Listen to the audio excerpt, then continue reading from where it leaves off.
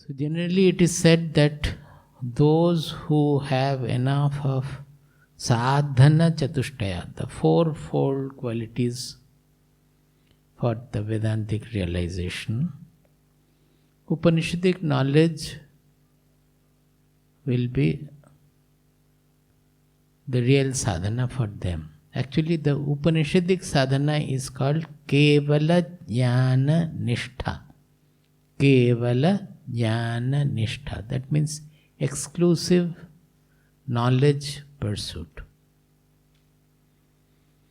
Exclusive knowledge pursuit means they will not be involved in any other worldly activities except they are looking after their bodies, whatever to be done in the ashram or forest or so. They will be fully dedicated to the knowledge pursuit. What is that pursuit? That exclusive knowledge pursuit or Kevala Jnana Nishtha? It consists of Shravana, Manana, Nididhyasana. Shravana means listening.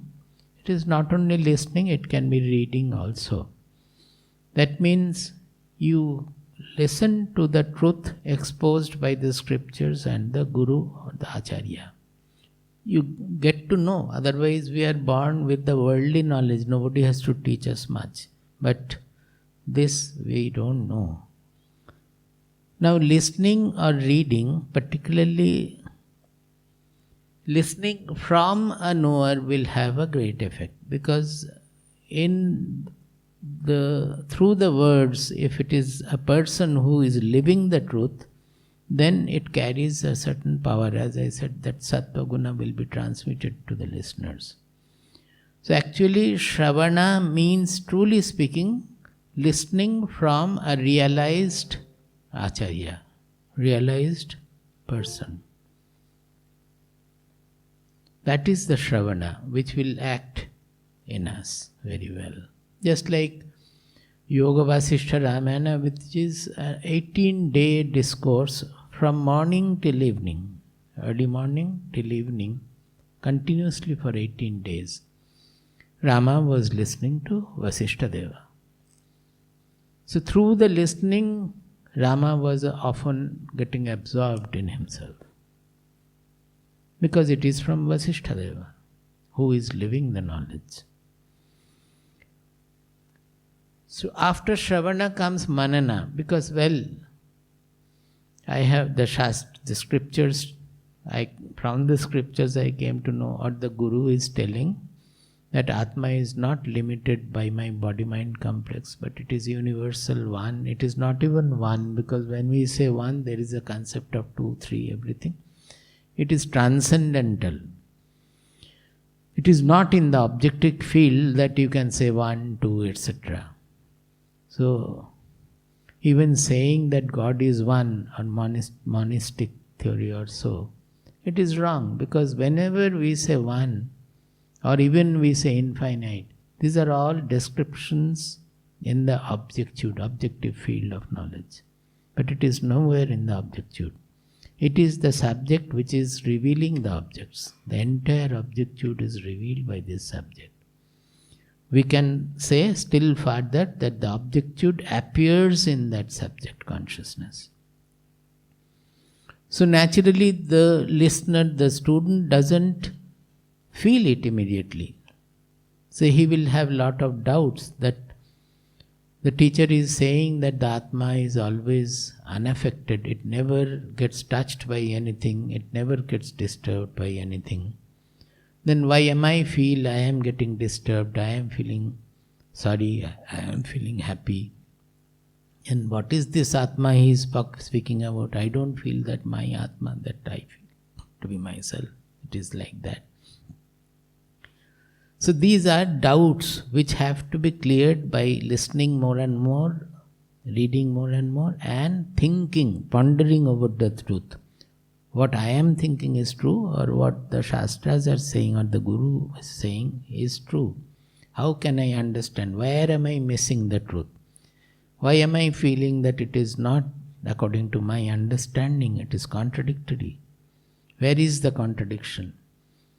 Thinking, pondering over it, that is called manana. Manana means meditation. Thinking, analyzing like that. Constantly the intelligence will go on analyzing. So more and more we analyze the truth. You have to remember again and again that here the subject of knowledge is not in the object field. It is about our own self. So as we think of the self more and more, analyze about the truth of the self more and more, we start becoming like that. We start transforming into the self. You get it? Constantly interacting with the concept of the self, our mind, intelligence, everything gets transformed. We start becoming the self. So the ultimate step of manana is doubtlessness. That is, no more the intelligence will raise any doubt. It understands that this is the truth. Maybe I have not fully realized, but he will not have any further doubt. This doubtlessness is necessary to contemplate on the truth unbroken. Generally we think of the truth maybe a few minutes a day, and rest of the day it is all broken, fragmented world. In the real exclusive knowledge pursuit, in the case of such seekers, it has to become a continuous pursuit. So by manana, when all the doubts are removed, then automatically sets in nididhyasana,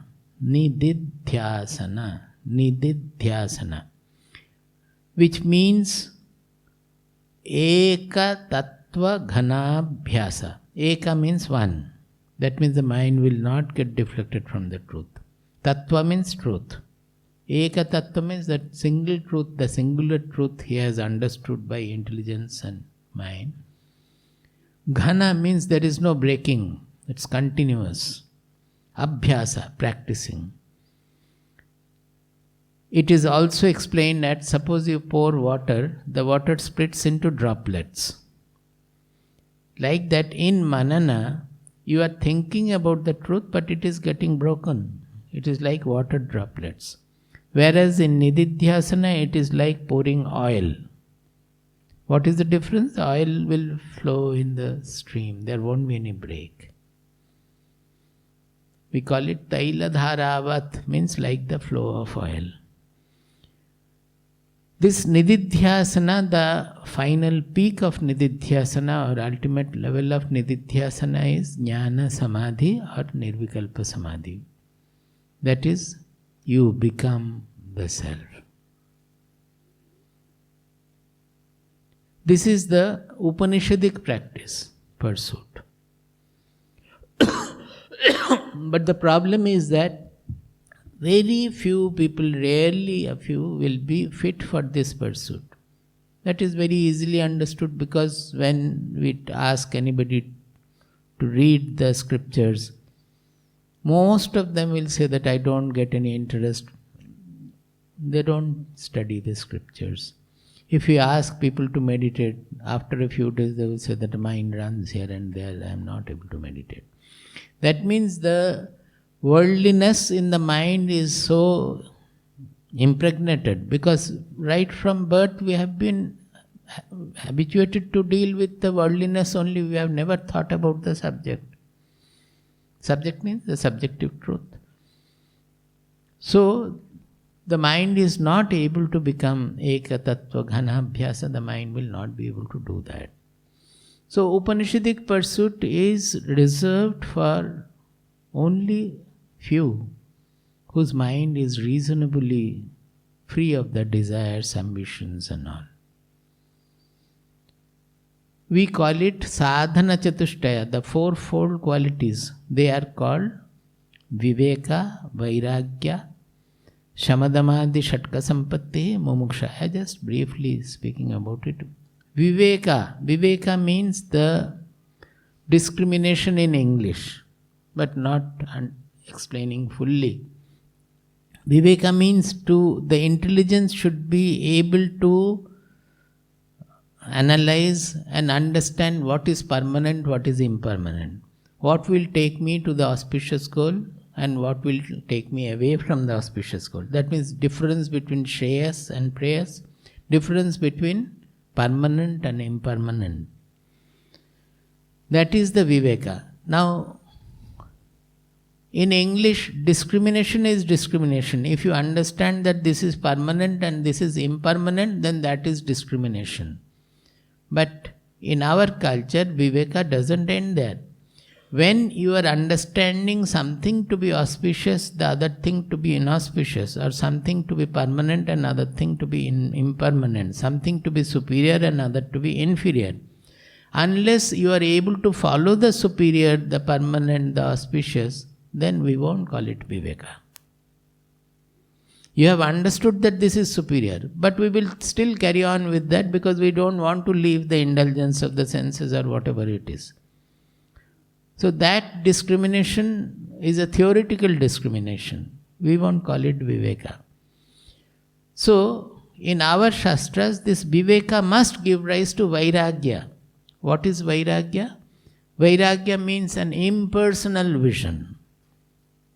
Impersonality. It's a sky-like dimension where you don't get affected by something going from you, losing something, or you are not attracted by gaining something also. So the mind will not get disturbed by that. You will have an impersonal view of the world. You will know if you have something wrong, you will accept it, you will appreciate it. If others have wrong, that also you will know. You will not blame the other person from defects. You will not try to cover up your defects. So it's an impersonal view of everything. You know the world as it is, and you know yourself also as you are. Such an impersonal vision is truly speaking, it's Vairagya. It is not running away from home, as people generally think, and they are afraid of it. Actually, any corporate manager should be blessed to have Vairagya, because it will give you so much of impersonal view about things, you will know everything. So Viveka must give rise to Vairagya. Now Viveka will not lead to Vairagya if you are not able to leave something bad knowing that it is bad. Then that dimension will not come. So that is not the true Viveka. You have the intellectual Viveka, but you are not able to leave whatever you have understood to be wrong or taking me to the wrong goal. I am not able to leave it. Naturally, Vairagya will not done because your attraction and repulsion will not allow you to have an impersonal view. See, even in a society or so, we have personal preference and prejudice. So we cannot be impersonal about deciding about who will do what and all. We will have our own preference and prejudice. In everything, in a family also you will have preference and prejudice. So Viveka should give rise to Vairagya. Viveka and Vairagya, and as the Vairagya grows, that is, as the impersonality grows, it will make your discrimination further sharper. Is it not? Because sharp discrimination will not be there as long as you have some greed, special preference and prejudice and all. The discrimination will be covered up by that, will be clouded by that. So the intelligence will become sharper. So the discriminatory power will increase with Vairagya. The more Vairagya you have, the discriminatory power will be more. You will know things as they are. So Viveka and Vairagya will help each other to grow. It is cumulative. That is, as Viveka grows, Vairagya will grow. As Vairagya grows, Viveka will grow. They together will grow up. Not only that, when they grow, they will give rise to something called sixfold treasure. Sixfold treasure. We call it Shadga Sampatti. Sampatti means treasure. Shadga means sixfold. Now treasure, don't get deluded. In spirituality, we don't talk about any external treasure. Everything is internal. So sampatti or treasure is internal sampatti. So Shadga means fourfold. Why fourfold? Because they are not segregated sixfold. They are also interconnected. As we said, fourfold pursuit, not four pursuits. Four pursuits means A, B, C, D, they are independent of each other. When we say fourfold means they are integrated, they are interdependent. As I said, when A increases, B also increases. And as B increases, A further increases. So we are using the word as fourfold, sixfold. This treasure is also sixfold. You cannot say that I want only one and I don't want the three. If you have one, automatically with that the others also will start coming and each will enhance the other. Now this sixfold treasure, I will just briefly mention. It is shama, dama, uparati, shama, dama, titiksha, uparati, shraddha, samadhana. Would you like to see a slide, but it will take away unnecessary time. Your focus also will go. Let it be now. Shama. Shama means peacefulness of the mind. Now, all of you will want peace, but you don't want to leave the worldly indulgence or attraction, repulsion. Truly speaking, we are not able to enjoy the world as much as we can because of our clinging to certain things. When you are able to get rid of the clinging and hatred clinging towards what I like and hatred towards what I do not like, or intolerance towards what I do not like. If we are able to get rid of this ragadvesha, clinging and hatred, then you will find the life really become joyous, really become joyful. Even the amount of joy you get by loving your children will be much more when you are able to get rid of the attachment towards them. That means clinging towards own children and your intolerance towards others also, or your own children also, their habits also. If we are able to get rid of this clinging towards what I like and hatred or intolerance towards what I dislike, then our life becomes full. We can enjoy life in its full potential.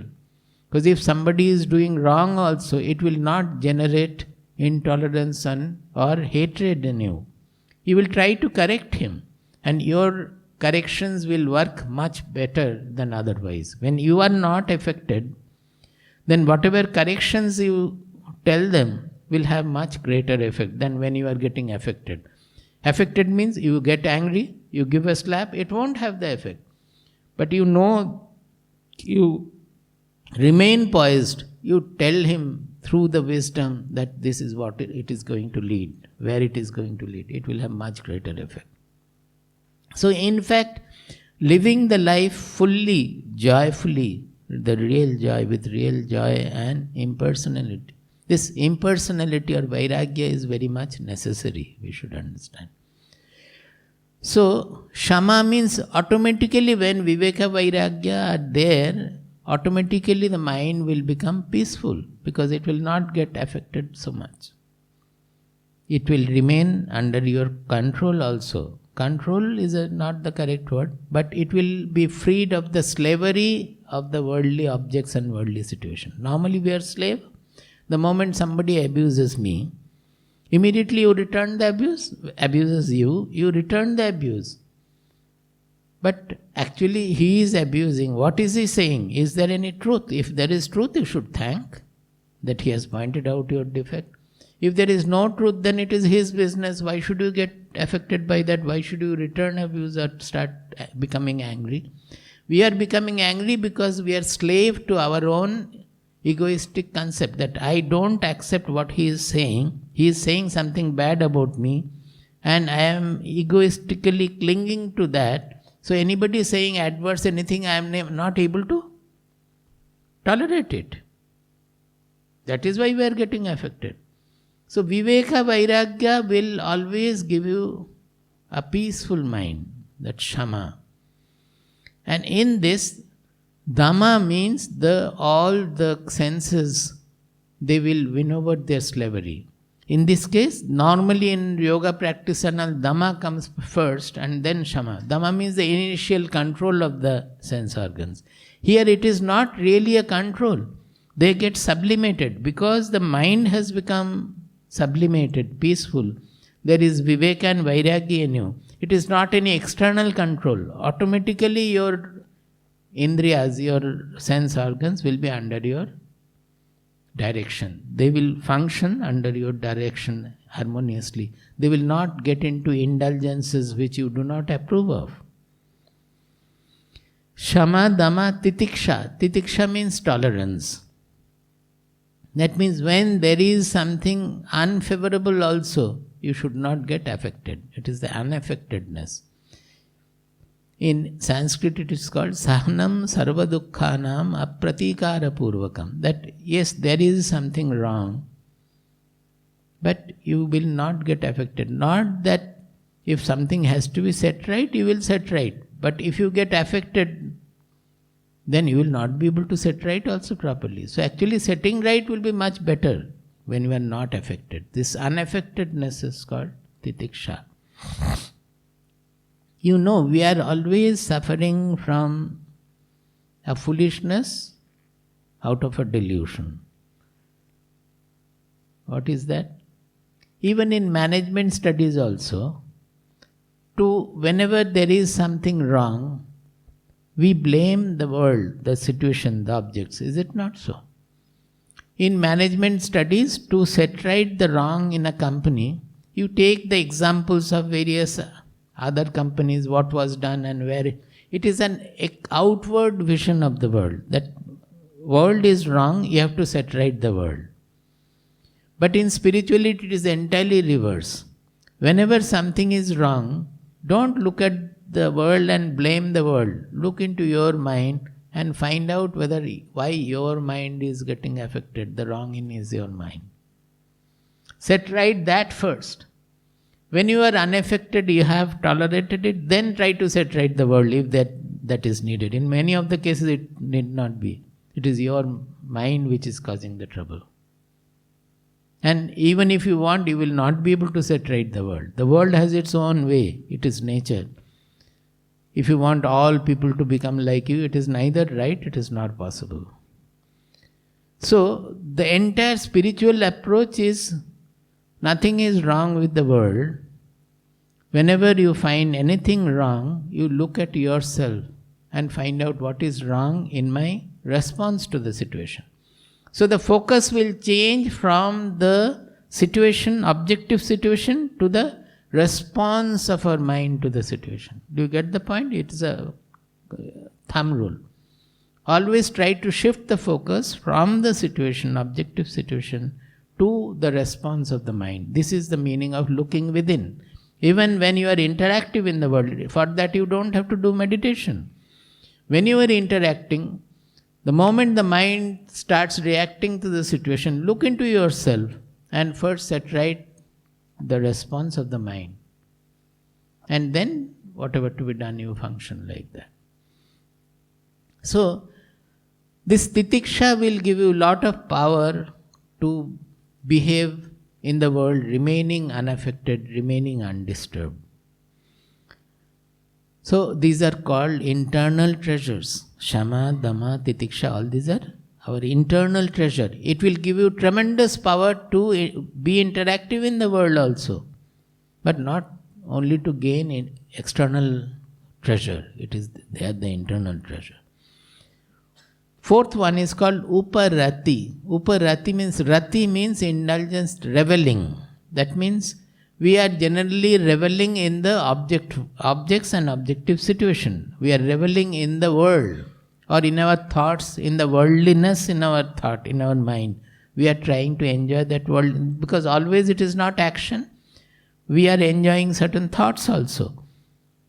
Is it not? So, it is about the worldliness, our rati, our revel. We revel in the worldliness. Uparati means withdrawal from that indulgence in the worldliness.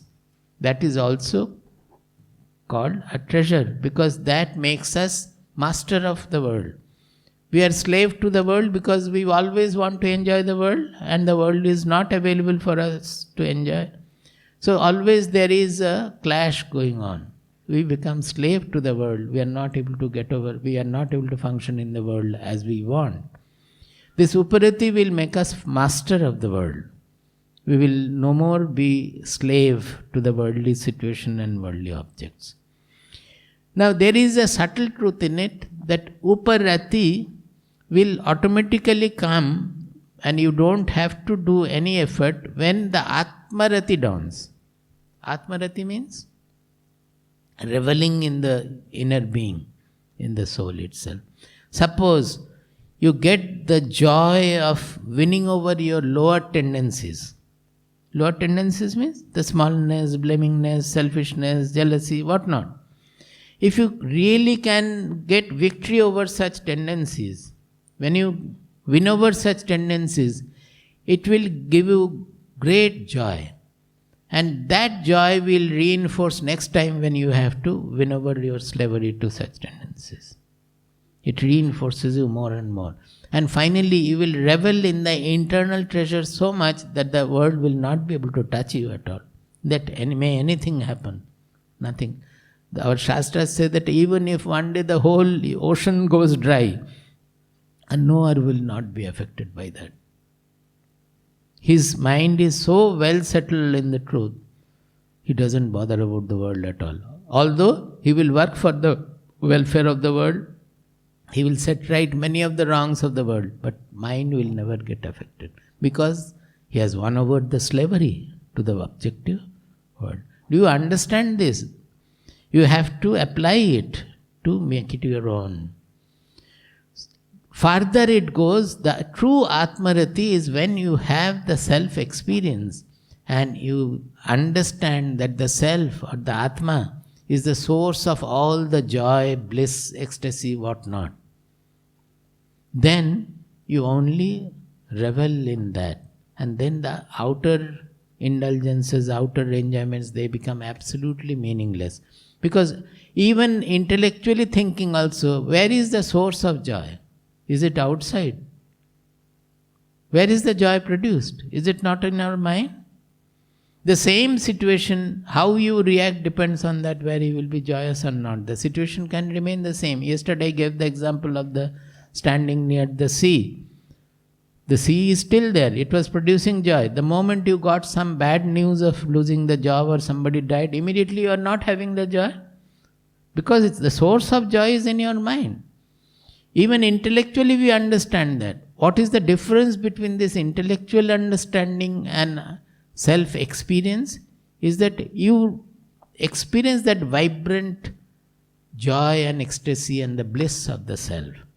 So you no longer, you find that joy, it is uncorrupted joy. The world joy we get, it is also the joy of the self. But because of our desire, fear, anxiety, agitation, disturbance of the mind, we are not able to feel that joy which is always there in the self. It's like a pond. When there are a lot of ripples and the water is muddy, you won't be able to see the bottom. Is it not? When the ripples are gone, it is clear. And as clearer the water is, the mud or the turbidity means the dirt in the water. As it goes, the water becomes clearer and clearer. Your vision of the bottom will be absolutely clear.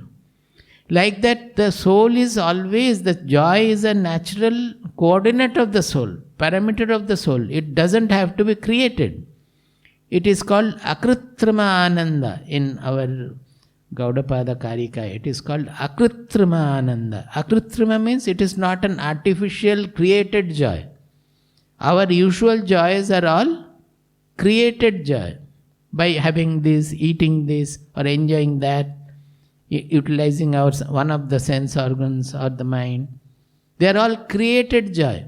In this case, you have not created anything. You have forgotten the whole world and you get flooded with joy. When you forget the world, then the self reveals itself and you get flooded with joy. When you don't have the world in your mind at all, how? At that time the joy overflows. So it is called akritrima ananda, that means uncreated joy. That is the joy we look for. We say that everlasting joy. All these are used, and when we get attracted to that, thinking that always I will be smiling and jumping and dancing. No, it is not that kind of a joy. The whole worldly disturbance, they don't mean anything. You get settled in that vast sea of placidity. It is more of a prasada, placidity, than joy.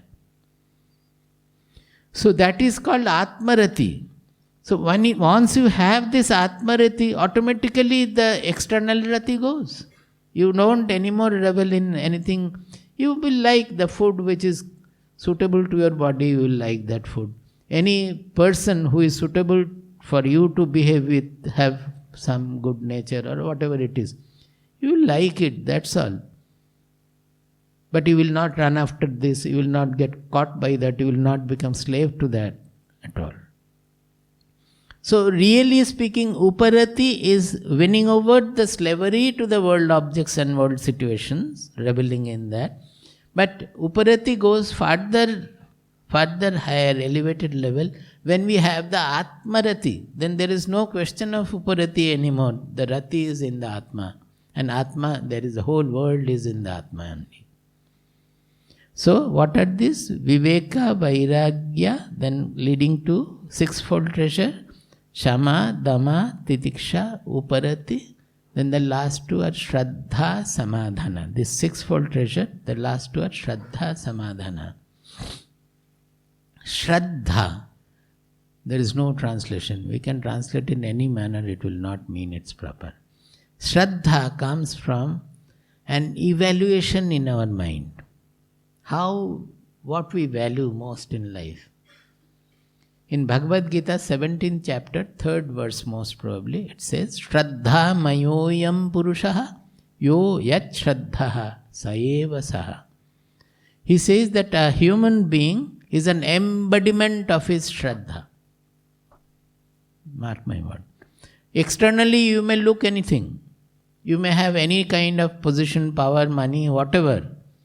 Truly speaking, what you are an embodiment of your shraddha. That means what you value most in life. Suppose you value money, then your mind will always be money oriented. Is it not? Outside you may do anything, but constantly you are thinking of money, you are running after money, mind is full of money. So are you not an embodiment of money thoughts? If you look for fame, if your shraddha is for fame and you value fame to be the maximum, then your mind will be always after it. You are an embodiment of that. If you look anything you can think of indulgence we have, if the mind is always thinking of that, the mind is, actually it is an embodiment of that only. So it depends on what you are valuing in life, what you are giving the maximum value. You call God the Supreme, is it not? God is only called Supreme. What value do you give to God? The lowest. If there is nothing to do, you may think of God, but generally only when there is danger you think of God.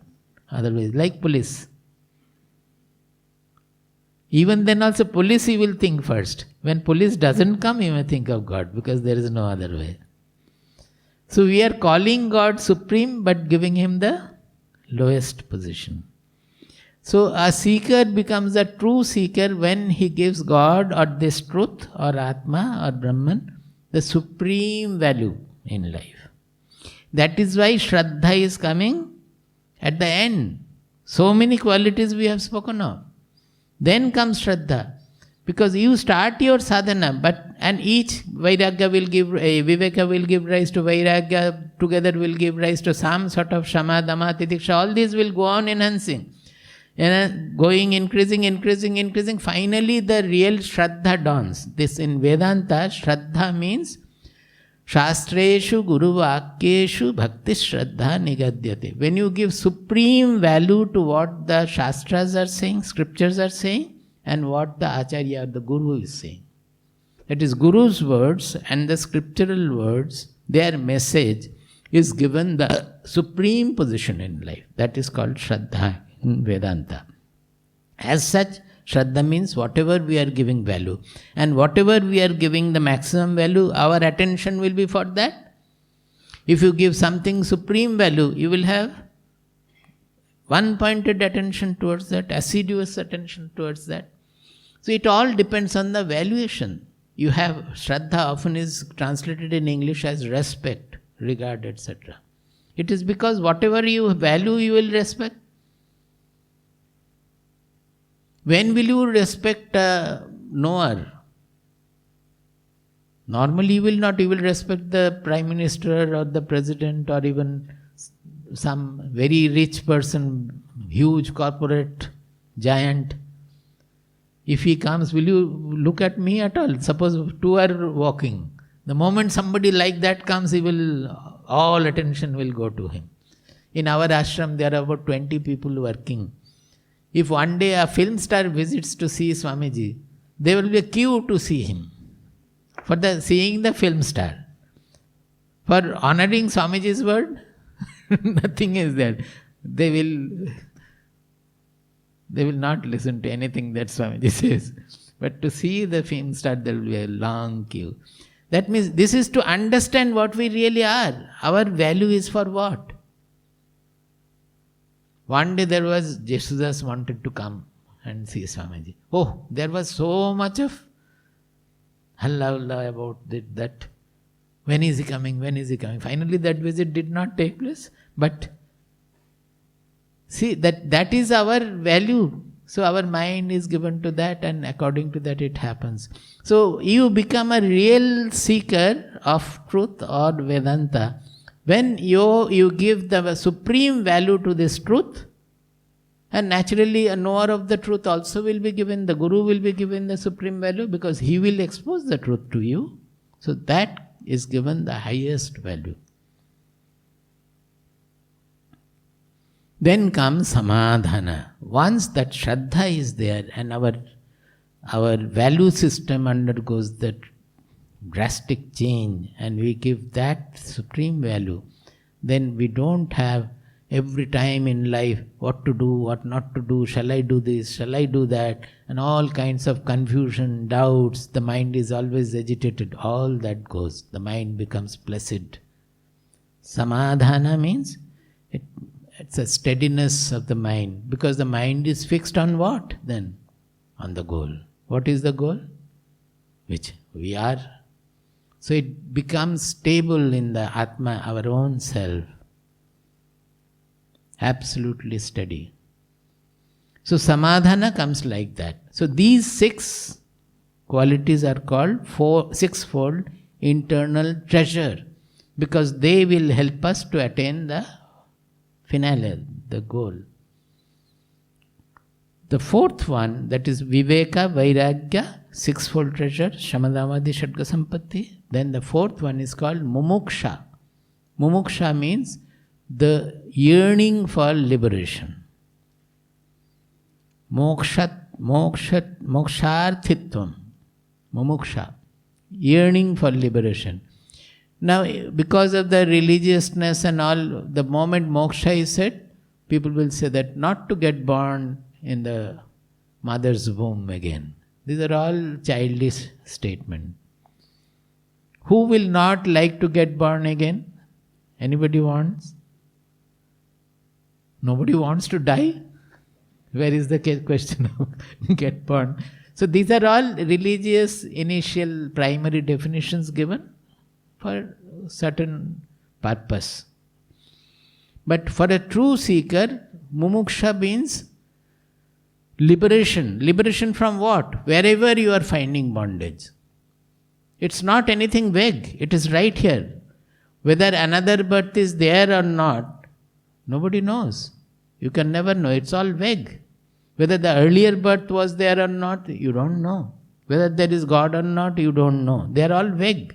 In this case, nothing is vague. It is all experiential, experimental. It's a science. This is the difference with Vedanta in any other philosophy. There is no question of any theory, any model or anything. Punarjanma is a model. Karma is a model to understand, to give to our intellect.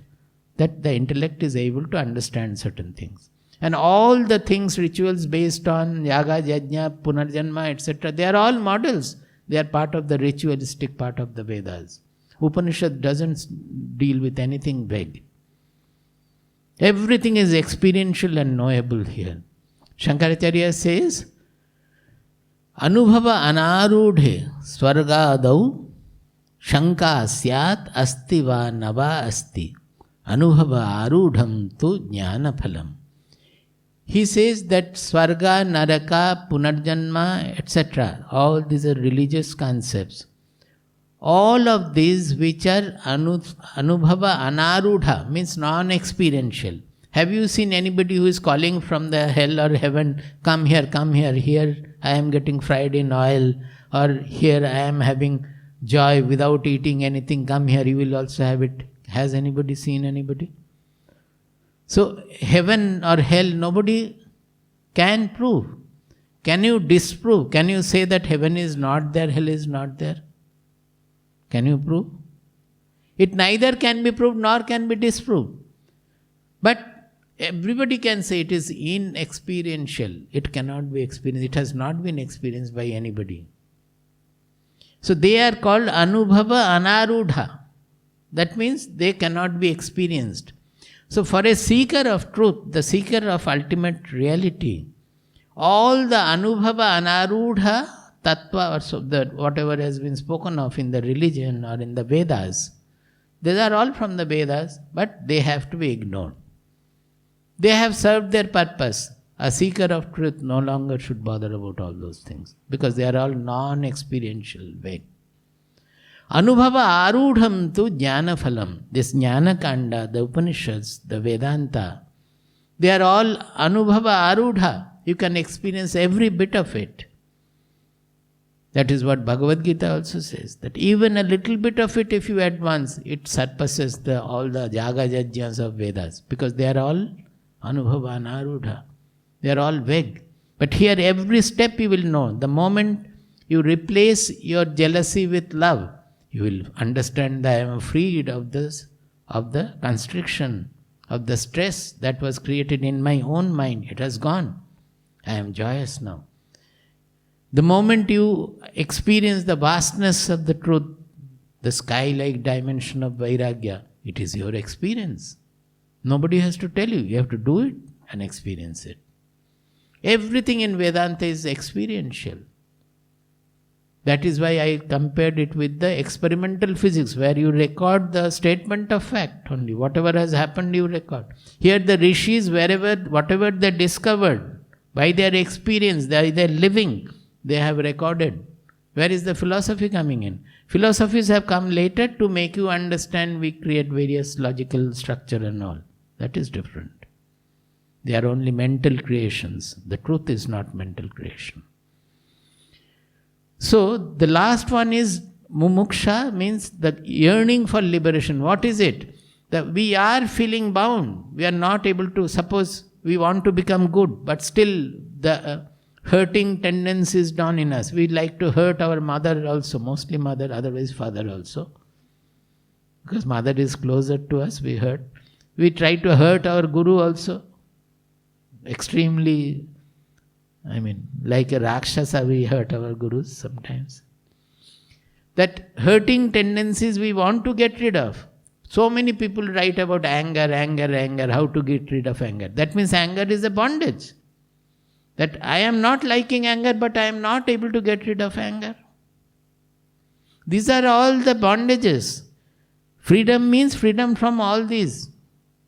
Either you get rid of anger, or you should become angry without getting bothered by it. Both are okay. Now, it is greater to be angry without getting bothered by it. That will have, we don't call it anger anymore. We call it Rudramurti.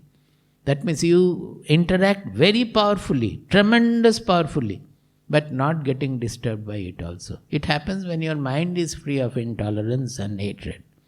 So if necessary in the situation, you show the Rudramurti, the powerful. It is not really anger. So, but the truth remains that either you get rid of the anger, or anger becomes your like a huge breaker of the sea. That also is supported by the tree, by the sea. As the small waves are there, the huge waves are also supported by the sea. Like that, you should be able to support the anger also, not getting destabilized by it and affected by it. Don't try that. try to become without anger, free of anger. So, Mumuksha means getting rid, liberated from all the bondages we suffer from. That I want self-realization. That means you suffer from being non-self. Is it not? That is a bondage you are suffering from. That bondage also should go. You should not look for any more self-realization. Whether you are realized or not is another point. But you will not no more have the desire for self-realization also. That is the moksha or liberation. We call it Jivan Mukti, that is liberation while alive. Vedanta always speaks about Jivan Mukti, that is liberation is here and now, not after the body falls. So this is all about Upanishadic knowledge. To summarize, the Upanishadic pursuit is Shravana, Manana, Nididhyasana. And who can do it? Who has enough measure of Sadhana Chatushtaya, the fourfold qualities. What is that? Viveka, Vairagya, then Samadhamadi Shadga Sampatti means the sixfold treasure of shama, dama, titiksha, uparati, shraddha, samadhana. And the fourth one is Mumuksha. Such people, those who have enough of these, they are fit for realizing the truth. So in Kathopanishad you will find Nachiketa, story part, almost 2 chapters. Story is not just a story. You have to analyze and learn from Nachiketa, because Nachiketa, after the story is completed, Nachiketa is given the knowledge. And Yamaraja says that you are the fit recipient. You simply walk into the Brahma Sadhana, means walk into that. I don't have to do anything. May more and more seekers like you come to us, Yamaraja is saying. That means Nachiketa was a fit seeker of Brahma Vidya, or the ultimate truth. Now the first 2 chapters of the story, they only tell us the behavioral aspect of a seeker. So we have to analyze each and every aspect of Nachiketa's behavior expressed in the Upanishad to understand how a seeker should behave in a situation. And you will find all these fourfold sadhana, sixfold treasure are ample measure in ample measure there in Nachiketa's character. That is why they have given the story. It is not for making it easy. It is to give us the idea who can be a real seeker of Upanishadic truth. Now, this being the case, very few people become deserving to pursue this exclusive knowledge. Then what about others? Are they not fit to do anything? So naturally, Bhagavad Gita came down with a revolutionary concept that whatever goal the Upanishads promise, I can take you to the same goal. You remain doing activities whatever you are doing, but you can attain the same goal provided you change your mindset. That is, with the attitude you are working. We call it karma yoga, but actually it is not only karma yoga. Bhagavad Gita itself calls it Buddhi Yoga, because the whole yoga depends on understanding. People do lot of activities and all. He says that no, jnana is not for me. I am a karmi now. I am a karma yogi now. Karma yogi now. He is a karmi, not karma yogi. A karmi becomes a karma yogi by the yoga aspect of it. When he does all the activities with the yoga attitude of the mind. So we have to understand what is this yoga attitude, we have to understand in Bhagavad Gita. And the whole Bhagavad Gita is explaining that yoga attitude of the mind. And he is calling it, because of that, it is Buddhi Yoga. Because the Buddhi has to understand that where lies this yoga attitude. So we have to correct our conceptions about it. By doing karma, nobody becomes karma yogi. A person may not do anything also. By understanding karma yoga, he can become a karma yogi. It is in the yoga attitude with which one is acting or non-acting. It doesn't matter. Whether it is acting or non-acting, in both have to be done with yoga attitude. So, in Upanishadic pursuit, the worldly activities are considered, be very attentive. The worldly activities are considered to be hindrance. Because they have left all the activities, they will be secluded throughout the day, they will be reading, contemplating, listening, meditating. That is their pursuit. They should not get involved in worldly activities, except the minimum for looking after the body. Whereas, so there the activities are hindrance to the attainment of the goal, because the mind will become involved in the worldliness. In Bhagavad Gita Yoga, those activities which are considered, the worldly activities which are considered to be hindrance to the ultimate goal, are made instruments to realize the ultimate, to attain the ultimate goal. That is, Bhagavad Gita promises that the activities, through the activities, you have to approach the goal. And activities will be a help, not a hindrance. They will be the instrument to make you fit to attain the goal. How?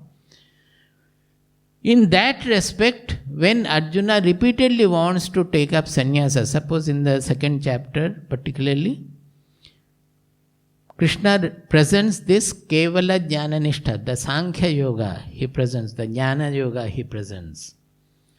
Arjuna immediately understands the supremacy of it. And he says, "Oh Krishna, if this is so, then why are you forcing me to fight this great war?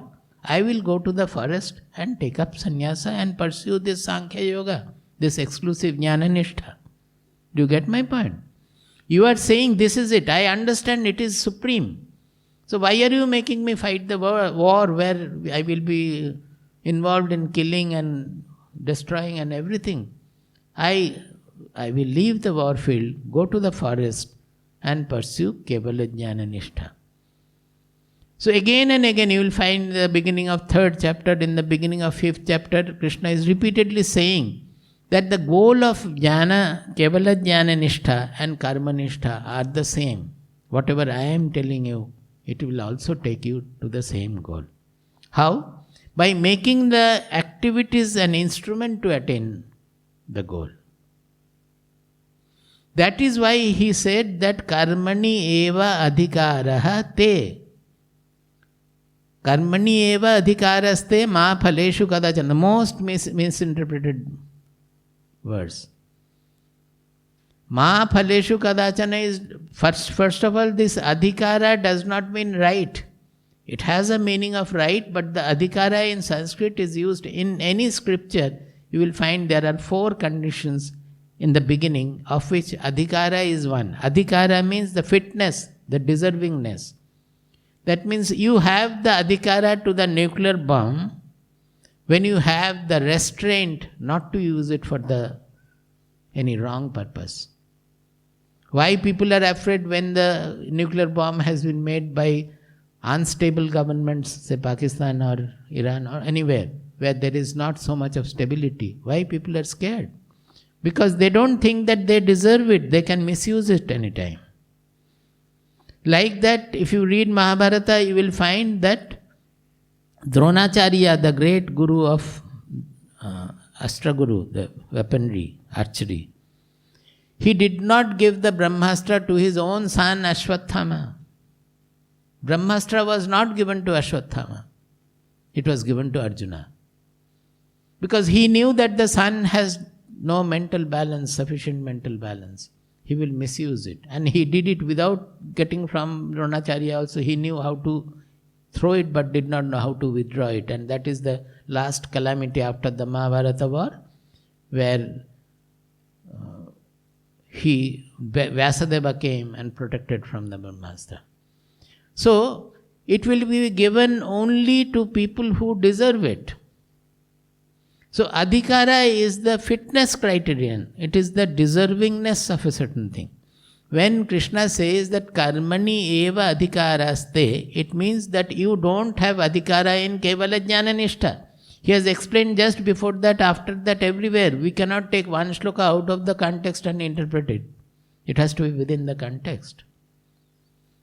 So your fitness, Arjuna, is only to follow the karma yoga or buddhi yoga, karma, not kevala jnana nishtha. Because it's the same thing. If you go to the forest, 13 years you have meditated on how to defeat Duryodhana and get back your kingdom. 13 years you have gone to all the places to get this weapon, that weapon, Gandiva and whatnot. So what is the value system in Arjuna's mind? Shraddha on what? Winning the war, fighting the war. So 13 years you have meditated on war, not on the supreme truth. Today you have understood the value of supreme truth, and again immediately can you go over to completely meditate on that? You will not be able to. You may go to the forest, but in the forest you will see only Duryodhana and Gandiva and all. No truth. But if you can fight this war with the impersonality and the Buddhi Yoga, that anchorage I am talking about, then through this itself you will become fit for this ultimate attainment. That is the fundamental of Bhagavad Gita.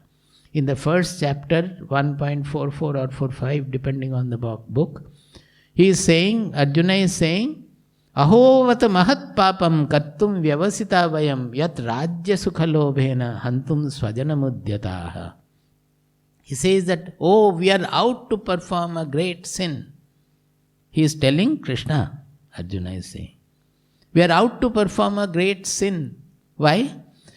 Because yat rajya sukha lobhena hantum swajanamudyataha. We are out to kill our own people, our most beloved grandfather Bhishma and most respected teacher Drona. We have to fight with and we have to kill.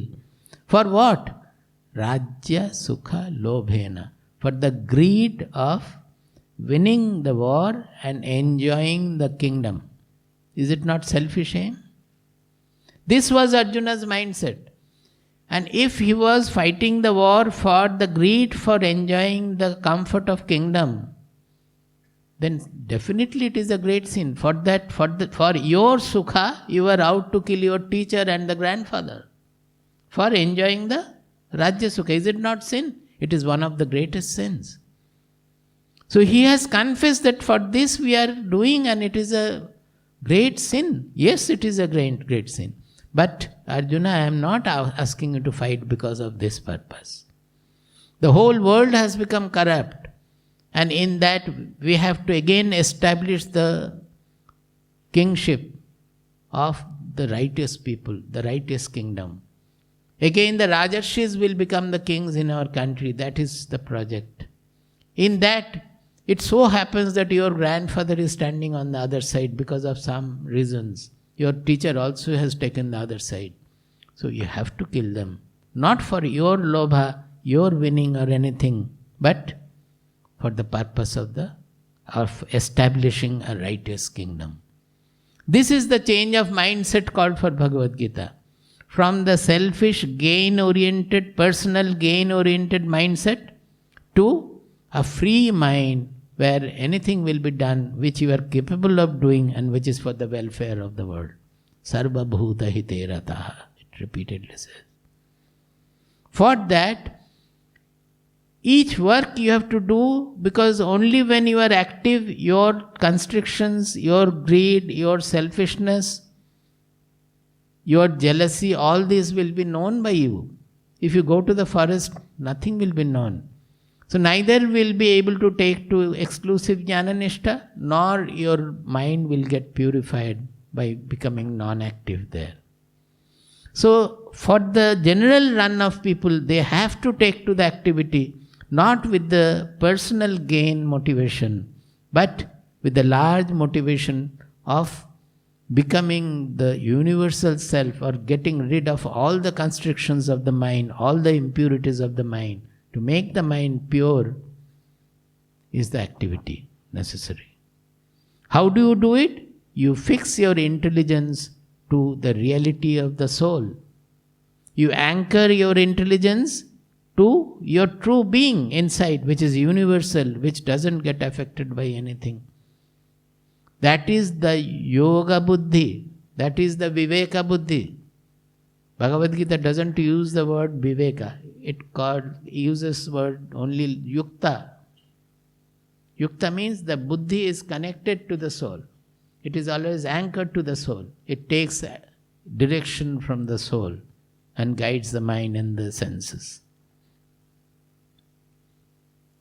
So that karmani eva adhikaraha means, adhikaraste means your fitness is only to pursue activity with the buddhi anchored to the soul. That is buddhi yoga.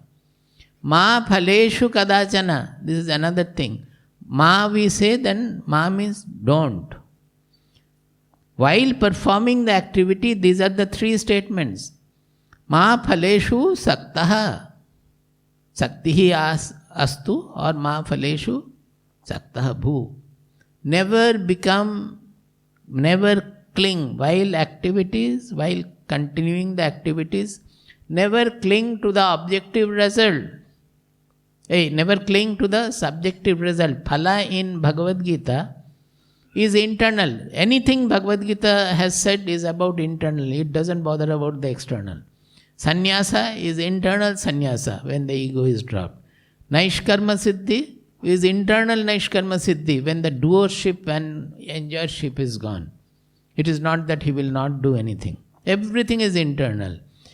Phala, if you say that you have to renounce the objective result of an activity, it doesn't mean anything. Why? Because the objective result cannot be isolated from the work. Suppose you are coming towards Signature Hotel. Every step you take towards this hotel, is it not finally coming to this hotel getting manifested? After reaching the hotel, you will say that no, I don't want to come to the hotel. Can you reject it? Suppose you are producing some car. You have opened a factory to produce car. So every part of it you are producing the car. You are producing the car for selling or not selling? For keeping yourself in the factory, storing them in the factory? Should you not sell the car? It is it's a causal effect chain. The whole thing, you feed the raw material and open the factory first of all, with all the consultation, you feed the raw material. Everywhere it is cause and effect, objective, it is going on. The final result is the car is produced, then the car is sold, you get the money. After getting the money, you say that I don't want the money. Throw it. Swamiji always speaks about the woman is pregnant. 9 months she is carrying the fetus. After the child is born, no, the result I don't want. Can she say? It has no meaning. Even if she says the result is already there. Objective result, there is no question of tampering with. It is a causal chain in the objective world. Whatever you are doing, it is getting fruition. That result is there in every step of the work. It is getting manifested. And the final result comes out of it. Bhagavad Gita speaks about the internal result. What is the internal result? To become happy. Is that not the result? Everything we do in this world only to become happy. And Bhagavad Gita is saying never do anything to become happy. You do it for the whatever result, objective result is necessary. That has to be in your mind. Otherwise the work will not be done properly. A factory producing car should produce car and proper car, usable car. If the result is not in your mind while working there, then the factory can never be successful. The purpose will be lost. But when the factory produces the car and we become rich by selling the car also, I will become rich and I will become happy. That is the phala they are talking about. Never link it to your happiness. It may happen that by the time you have produced the car has no market. So you will, instead of having enough money, you will lose money. It is part of the game. You should be able to take that also. If you are a good businessman, you should lose also sometimes. If a businessman always gains, he is not a good businessman. He should sometimes have losses also. And he should be able to take both. So, in all the discussions of Phalatyaga in Bhagavad Gita, never make the mistake of considering the objective result. Objective result, we have no way to do anything. It is the action which is getting unfolded through a causal chain which is unchangeable. The result will be there.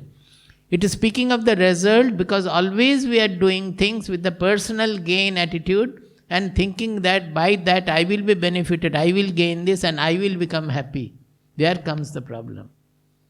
That phala has to be, we should not get clinging to that phala that by doing this I will become happy. And ma phala hetur bhuhu. That means you do not become a phala hetu, means only we are working for that phala. What is that? You are working only to become happy. Never become like that. Phala is the happiness. Phala hetu means you are doing everything only to become happy. Otherwise you will not do. So when you really discover that nothing is going to make me happy, then you will not do anything. You will sit idle. That also will not make you happy. Then you cannot sit idle also. What will you do? Commit suicide? That also will not make you happy. So it is clearly to be understood that objective result is not to be renounced. It cannot be renounced. There cannot be anything done without the objective result. Every work will have an objective result. What we have to do and we can do is to deal with our own mind. The result produced in our own mind. And that has to be kept away. Ma karma phala heturubhu mate sangovastu akarmani. You should not cling to non-activity also, thinking that there is nothing to gain sukha. Then I will not do anything. That means clinging to non-activity also, idleness. This is the statement. We should understand very well. So this is what the greatness, the revolutionary statement of Bhagavad Gita, that in Upanishadic method, Upanishadic pursuit, of course, it is limited to the deserving people who have enough of Sadhana Chatushtaya. For them, the worldly activities are hindrance. But in Bhagavad Gita, it is presented in a way that any field you are working, you can make that activity as an instrument for liberation to make you fit for liberation by doing the activity with yoga attitude.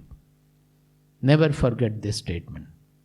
If you do whatever you are doing with yoga attitude, then whether the work is even bad or good, it doesn't matter at all. If you can do it with, for example, suppose Arjuna, he was not able to kill Bhishma, really speaking. You know that, no? Story you don't know? He was throwing arrows, but they were so weakly, they were going and hitting the armor, it was falling off. He was initially not able to release the arrows at all. Finally, becoming fed up, Krishna said that, Arjuna, you are a coward, you sit there, I will kill Bhishma. So he was getting down with the Sudarshana Chakra. He said that I have vowed, I have promised that I will not take weapon in this Mahabharata war. I will be without any my weapons. But I will flout my promise because you are ineffective. You cannot do it. I have to do it for the welfare of the country. So I will flout my promise and go and kill Bhishma with my Sudarshana Chakra. Because Bhishma was killing everybody. He was spitting terror in the whole warfield. Then Arjuna said, he fell at his feet and no, I will do it. Twice it happened. Second time, finally, when Krishna went with the Sudarshana Chakra, Bhishma kept all his weapon and said that, Prabhu, will I have that blessing to die in your hand? Please come and kill me. Bhishma says. But by that time Arjuna came running and fell at Krishna's feet that I will kill Bhishma. And he killed finally. So if he can overcome his sentimental clinging in killing Bhishma without hating him, in that case, the other side of it, he will be able to kill Duryodhana also without any hatred or intolerance towards him. So far he was burning to kill Duryodhana with hatred, with intolerance. But if he can get over the feelings of attachment or clinging to Bhishma and kill him, that means he has to develop that kind of impersonal dimension, whether whoever has to be killed, he will kill. Then as Duryodhana has to be killed, he will kill with the equal impersonality. This is the work done with Yoga Buddhi. You know, it is a fact, after the India-Pakistan division, because they were all the Indian military, the whole together was Indian military. Some of the friends, they went over to Pakistan, where they were for the Pakistan army, and some were in the Indian army. And it so happened that the army officers, close friends, they had to fight each other. Unless they have a dimension to do it, they will not be able to. In West Bengal, during the Naxalite movement, there was a time when the police party came face to face with the Naxalite group, and they have to kill and arrest them also. Suddenly, the inspector who was leading the police team, he discovered that his son is leading the opposite party. That's he became Naxalite. He did not know. He thought that my son is studying in college. So many people from IIT also fled Kharagpur. They became Naxalite. So he discovered that my son is there. So naturally, will he be able to kill him or arrest him? He was not having that dimension. So he gave the duty to the second person. He said that, see, my son is there. I cannot do anything. I am going. You look after. At least he had the honesty not to release the son somehow and catch hold of others and kill others. That kind is general. But he did not have that kind of a dishonesty. But he could not have the dimension of arresting the son or killing the son. But Arjuna had to do. That is the Yoga Buddhi. So our Rajas had to have the Yoga Buddhi. Without that, they will not be able to punish the wrongdoers. They are so soft-hearted, so large-hearted. Rishis were having the universal heart. With that, they will feel for everybody. Suppose they have to give a capital punishment. He will feel for the family what will happen to them if this man is given. So because of softness, feeling for the family, he will not be able to give the punishment. You know, in the Mahabharata, when Draupadi's Vastraharana was done, after that Gandhari is coming down and arguing with Dhritarashtra that what you have done is absolutely wrong, you are not a Raja, you don't have the judgment and all. It's a great speech. There it is said that a true judge, he can punish a wrongdoer, give a punishment to the wrongdoer, only when he feel more pain than the punished. By allotting the punishment, the judge should feel more pain than the punished. Do you understand my word?